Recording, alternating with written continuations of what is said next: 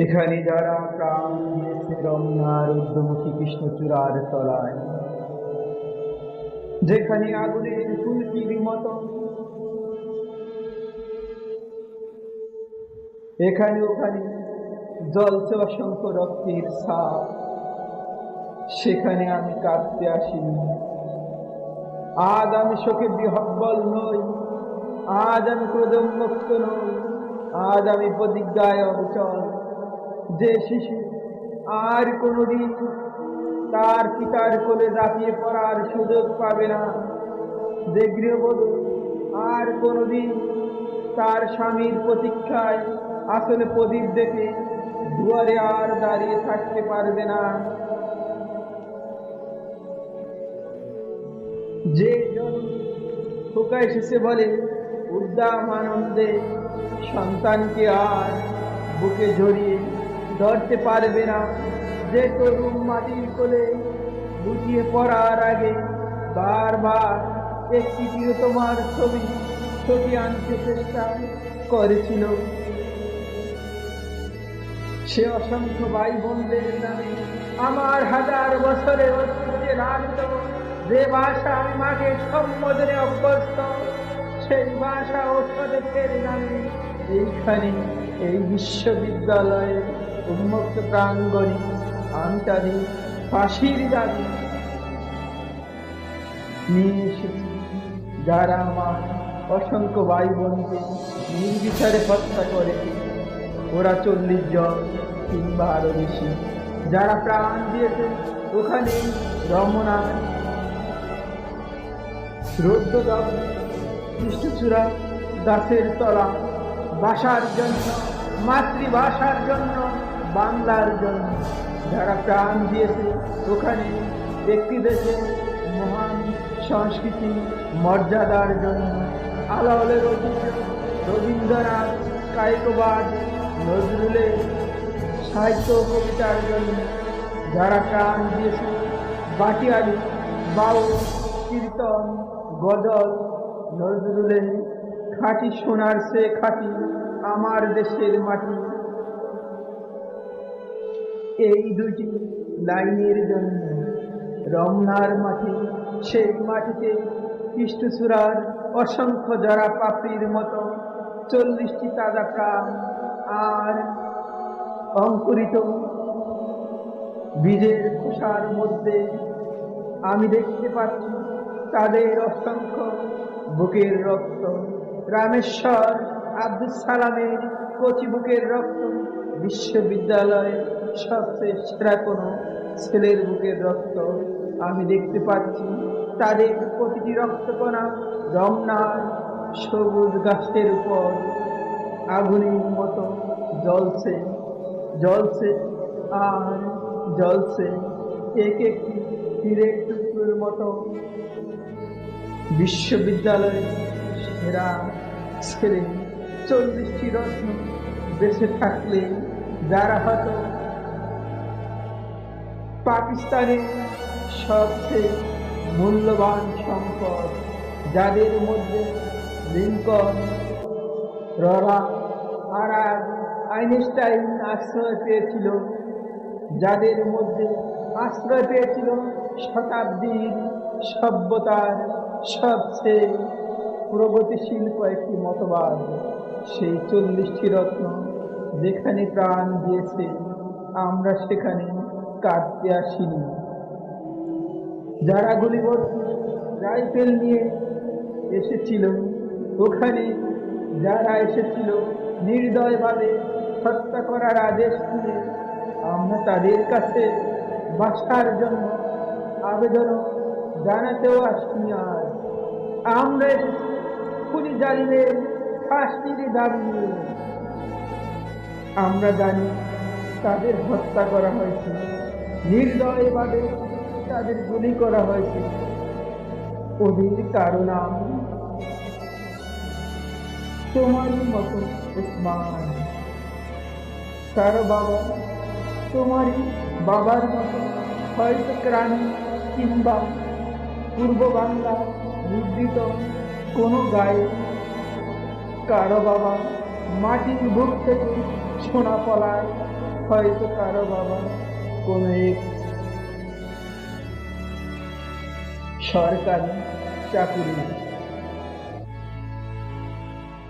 তোমারই আমারই মতো যারা হয়তো আজ বেঁচে থাকতে পারত, আমারই মতো তাদের কোনো একজনের হয়তো বিয়ের দিন পর্যন্ত ধার্য হয়েছিল। তোমারই মতো তাদের কোনো একজন হয়তো মায়ের সদ্যপ্রাপ্ত চিঠিখানা এসে করবার আশায় টেবিলে রেখে মিছিলে যোগ দিতে গিয়েছিল।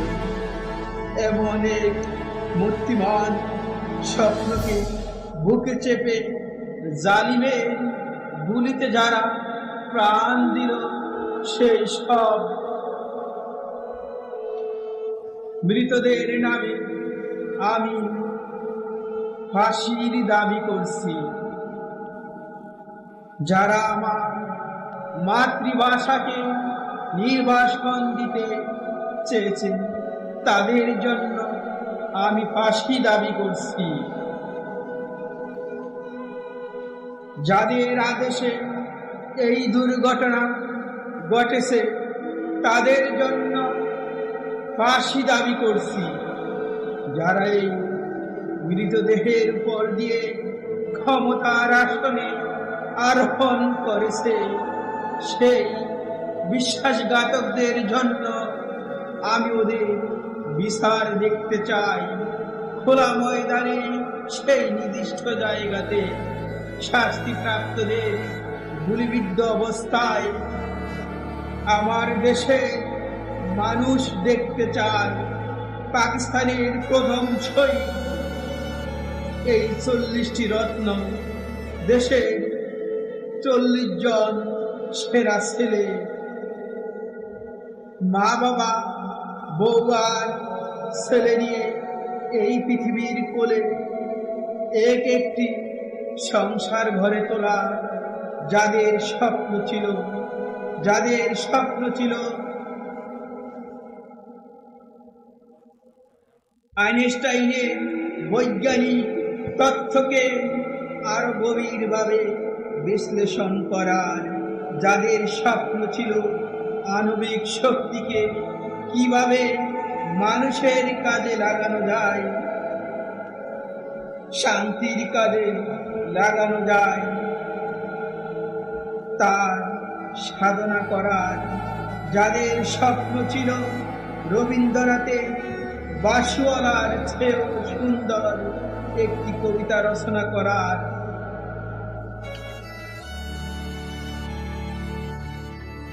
সেই সব শহীদ ভাইয়েরা আমার, যেখানে তোমরা প্রাণ দিয়েছ, সেখানে 1000 বছর পরেও সেই মাটি থেকে তোমাদের রক্তাক্ত চিহ্ন মুছে দিতে পারবে না সভ্যতার কোনো পদক্ষেপ।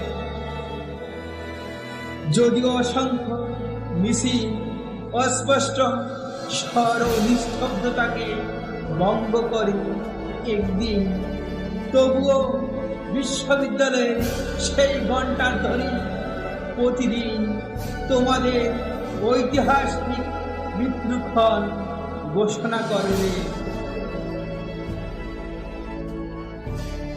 যদিও আগামীতে কোনো ঝড় ঝঞ্ঝা বিশ্ববিদ্যালয়ের ভিত্তি পর্যন্ত নাড়িয়ে দিতে পারে, তবুও তোমাদের শহীদ নামের ঐজন্য কিছুতে মুছে যাবে না, কিছুতে মুছে যাবে না। খুনি, জালিমের নিপীড়নকারী কঠিন হাত কোনোদিনও চেপে দিতে পারবে না তোমাদের সেই লক্ষ দিনের আশাকে, যেদিন আমরা লড়াই করে জিতে নেব ন্যায় নীতির দিন। হে আমার মৃত ভাইয়েরা, হে সেই নিস্তব্ধতার মধ্য থেকে তোমাদের কণ্ঠস্বর স্বাধীনতার বলিষ্ঠ চিৎকার ভেসে আসবে সেই দিন। আমাদের দেশের জনতা খুনি জালিমকে ফাঁসির কাস্টে ঝুলাবে ঝুলাবে। তোমাদের আশা অগ্নিশিখার মতো জ্বলবে প্রতিশোধ এবং বিজয়ের আনন্দে।